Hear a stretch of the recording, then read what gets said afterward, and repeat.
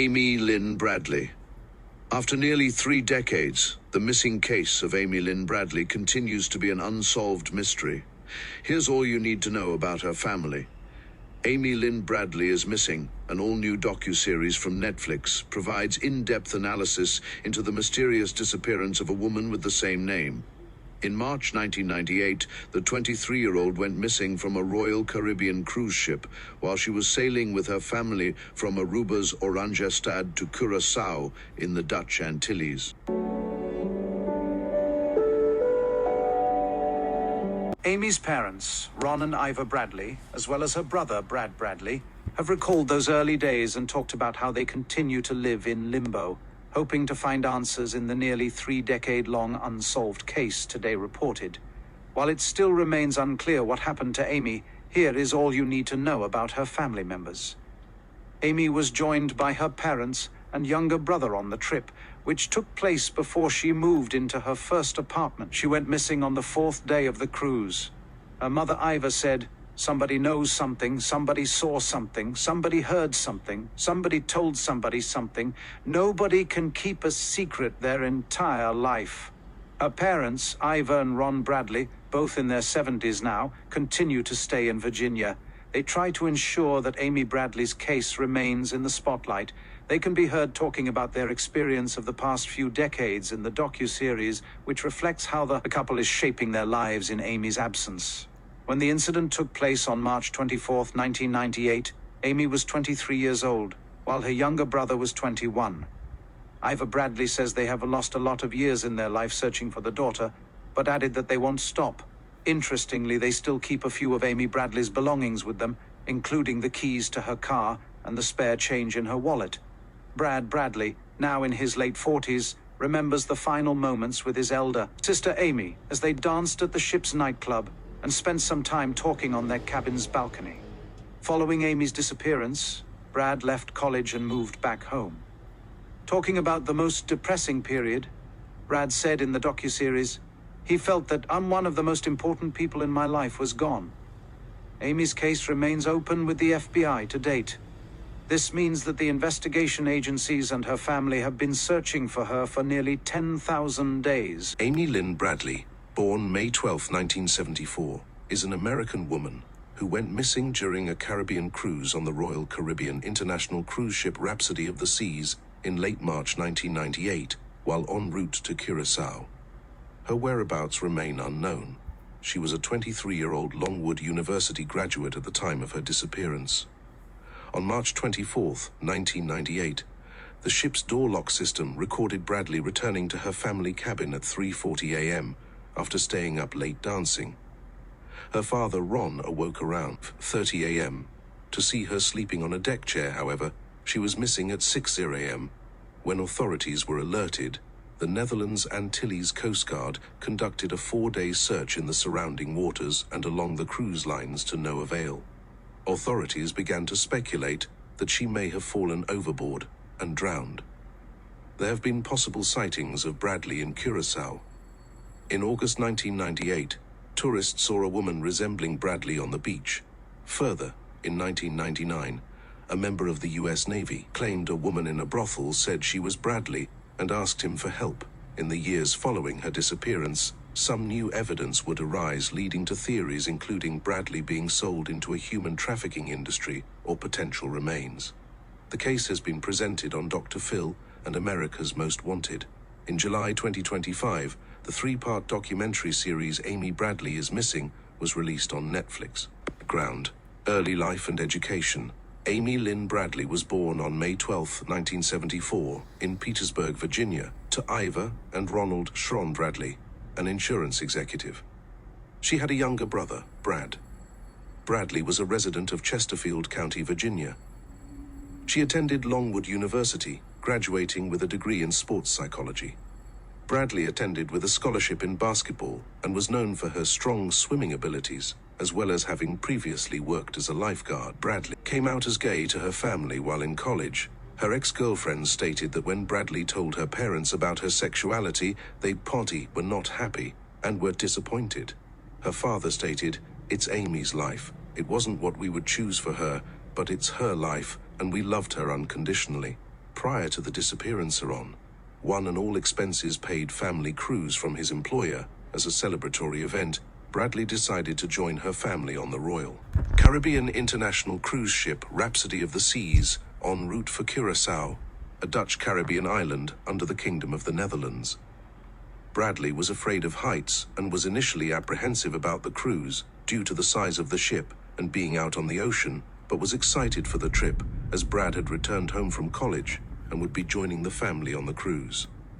Bradley had a full-time job at Ruth's Chris Steakhouse, but was planning to start a new job at a computer consulting firm on her return from the family cruise. On March 21, 1998, Bradley and her family boarded the cruise ship towards Curaçao. On March 23, Bradley and her brother Brad decided to stay up late dancing and drinking alcohol with the ship's band, Blue Orchid, at a disco party on the 9th floor deck of the ship. One of the band's members, Alistair DeYellow Douglas, was drinking with Bradley that night and claimed that he left the party at around 1 a.m. At the time, videographer Chris Fenwick captured a moment when Bradley and Douglas were dancing. After a couple of hours, Brad decided to rest for the remainder of the night at the family cabin. The ship's computerized door lock system recorded that Brad returned to the cabin at 3:35 a.m., where Bradley followed 5 minutes later. Brad reported that he and his sister sat on the suite's balcony and talked before he went to sleep, while Bradley stayed awake for a while longer before she fell asleep shortly after. Disappearance. Between 5:15 a.m. and 5:30 a.m. on March 24th, Ron awoke and got up to check on his children, where he saw Bradley still sleeping on the lounge chair of their cabin's balcony. Ron told local newspapers, "I could see Amy's legs from her hips down. I dozed back off to sleep.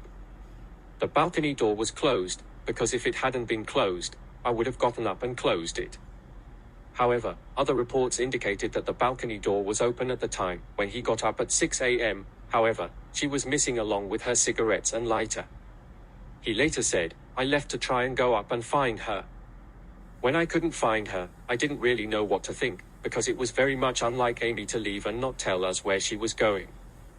After Ron searched the common areas of the cruise ship, he woke up the rest of the family and told them Amy was missing at 6:30 a.m. On the morning of the disappearance, 3 witnesses claimed to have seen Bradley on the upper deck with Alistair Douglas between 5:30 a.m. and 5:45 a.m. in possession of a camera.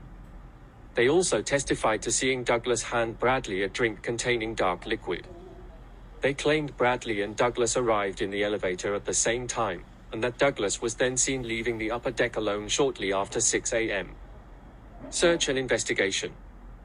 Bradley's family immediately reported her disappearance to the onboard crew and pleaded with the crew members to keep the 2,000 passengers from disembarking the cruise and to make an announcement to assist in finding Bradley. However, the team at the purser's office informed them that it was too early to make a ship-wide announcement.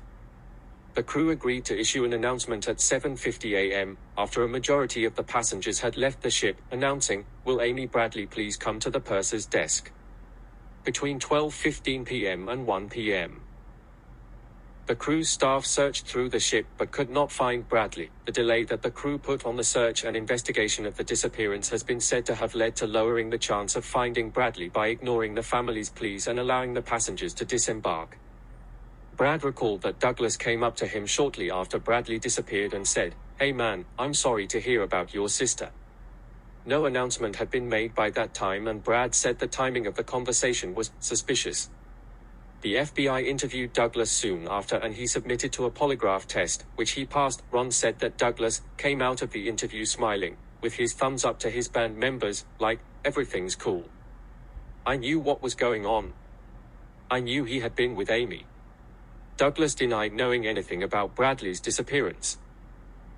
The Dutch Caribbean Coast Guard conducted a 4-day search that ended on March 27th, and Royal Caribbean Cruise Lines chartered a boat to continue low disappearance. Between 5:15 a.m. and 5:30 a.m. on March 24th, Ron awoke and got up looking for her. The Coast Guard used 3 helicopters and a radar plane to assist in the search. Initially, the authorities suspected that Bradley had either fallen overboard or died by suicide. However, investigators said that there is no evidence that Amy, trained lifeguard, fell overboard, was pushed or committed suicide. Possible sightings.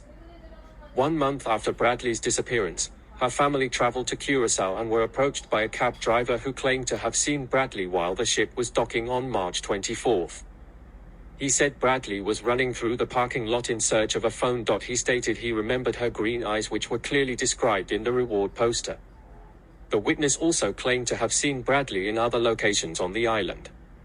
The witness, however, failed to mention Bradley was without shoes. The cab driver's claims were never confirmed by authorities. In August 1998, 2 Canadian divers had a possible sighting of Bradley on a popular Curaçao diving beach known as Playa Porto Marie. Witness David Carmichael claimed that a woman matching Bradley's description was in the presence of 2 aggressive men, one reportedly fitting Douglas's description. The witness yelled out to a friend, asking if he had a piece of his dive gear. The woman believed to be Bradley, upon hearing the man speak English, reportedly spun around and came back towards him. The witness then claimed that the man resembling Douglas came into his field of vision and motioned the woman away to the beach's bar. Carmichael claims the woman would occasionally look at him and then look down, appearing to try to subtly communicate with him. The witnesses accurately described Bradley's tattoos as well as a watch she had been given by her boyfriend. Carmichael recognized Bradley after seeing her photo on America's Most Wanted and stated, "I am haunted by that encounter with Amy. I know it was her." He later phoned Bradley's father and flew to Virginia to meet the Bradley family. The FBI investigated the reported sighting but were unable to corroborate the claims. U.S. Navy Petty Officer William Hefner claimed to have talked to a woman who said she was Bradley at a Curaçao brothel in January 1999. He claimed he was sitting in the bar area and saw 2 women sitting at a table, one of Hispanic descent, and the other of Caucasian descent.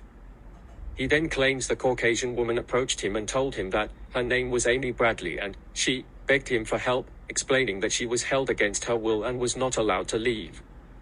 He claimed the woman told him that she had been on a cruise and was partying with her brother and had disembarked the ship to score drugs, and was now stuck here with these guys.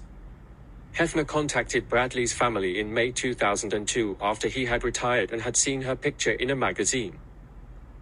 He did not report the incident earlier as he feared for his career in the Navy, having been in a brothel. Hefner said that he has no doubt the woman he saw in the brothel was Amy Bradley. The FBI investigated the claims and found that the brothel had since burned down. Later developments. 1999, Bradley's parents received an email from a self-proclaimed Navy SEAL, Frank Jones. Frank told the family that he was able to rescue Bradley. Jones had claimed that his team had seen Bradley being held by heavily armed Colombian personnel in a housing complex surrounded by barbed wire. The team also gave an accurate description of Bradley's tattoos and sang the lullaby that Bradley's mother used to sing for Bradley. Over the next few months, Frank would feed news to the family and provided reports on sightings of their daughter. When Jones told them they were going to attempt to rescue, he added that more funds were needed. The Bradleys sent Jones a total of $210,000 to fund the setup for the search and had expected a call from Jones and his team for the results of the rescue mission that never came. Jones had made the story up and had tried to scam the Bradleys of money. In February 2002, federal prosecutors in Richmond charged him with defrauding the Bradleys of $24,444 and the National Missing Children's Organization of $186,416. Jones pleaded guilty in April of mail fraud and was sentenced to 5 years in prison. There was a potential sighting of Bradley in March 2005, when a witness named Judy Maurer claimed to have seen Bradley in a department store restroom in Bridgetown, Barbados. She claimed a woman entered the restroom accompanied by 4 men who were discussing what sounded like an illegal deal. At one point, Maurer claimed the woman asked the men if they could stop and see the children. It is unknown what children were being referenced. Maurer claims at that point the men left the restroom and she exited the stall and spoke to the woman. She said she believed the woman said she was from West Virginia, and softly said her name was Amy. Maurer called authorities and they created composite sketches of men and the woman based on her account. Bradley's parents appeared on the November 17, 2005, episode of Dr. Phil. An image of a young woman closely resembling Bradley that was emailed to her parents was shown on the program, and it suggests that she might have been sold into sexual slavery. 2 photographs were discovered online by a member of an organization that attempts to track victims on sites that feature sex workers. The woman in the photo has been said to appear distraught and despondent, and was a sex worker known as Jas. The authenticity of the photographs could not be determined by the FBI. Special Agent Erin Sheridan stated, "We did follow that lead. The difficult part is back then information such as that or pictures such as that, you cannot tell when they are altered." A man who later worked with the FBI performed facial comparisons, and his opinion was that the photographs were of Bradley. Another incident involved the finding of a jawbone that washed ashore in Aruba in 2010. Initially, it was thought to be the jawbone of another missing person, Natalie Holloway. However, once the jawbone was cleared of Holloway, authorities ceased any further testing despite the fact that there were 9 other Caribbean vacationers that were said to be missing. No DNA testing was done on the material. They say that the bone is human and was likely from a Caucasian origin. Bradley was declared legally dead on March 24, 2010, 12 years after the disappearance, with no witnesses and no body found. Theories and speculation. There are several theories in regard to the disappearance of Bradley, including one that she was kidnapped and sold into the illegal human trafficking industry in the Caribbean. This theory is supported by various sources of evidence, including a key witness from the U.S. Navy claiming that he heard a worker at a brothel in the Caribbean claiming to be Bradley, and a 2005 photo that was emailed to Bradley's family.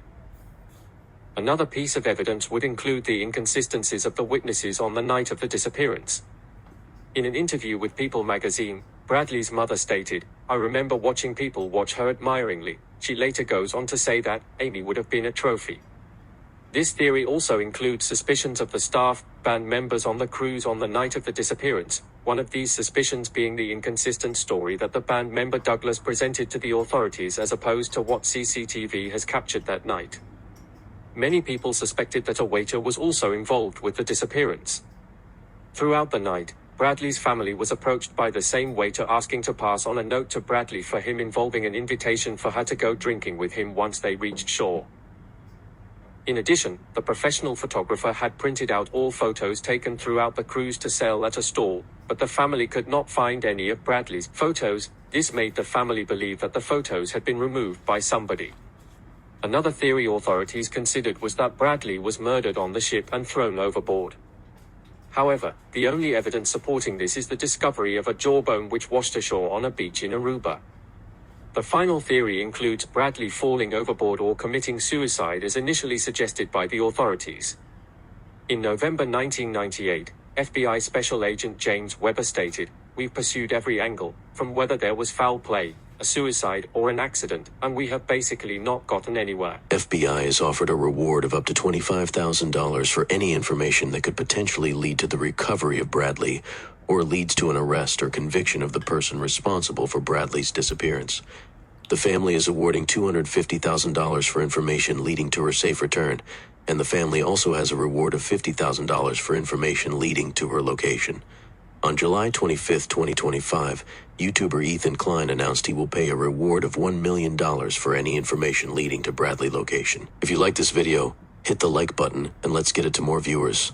Don't forget to like, share, and subscribe.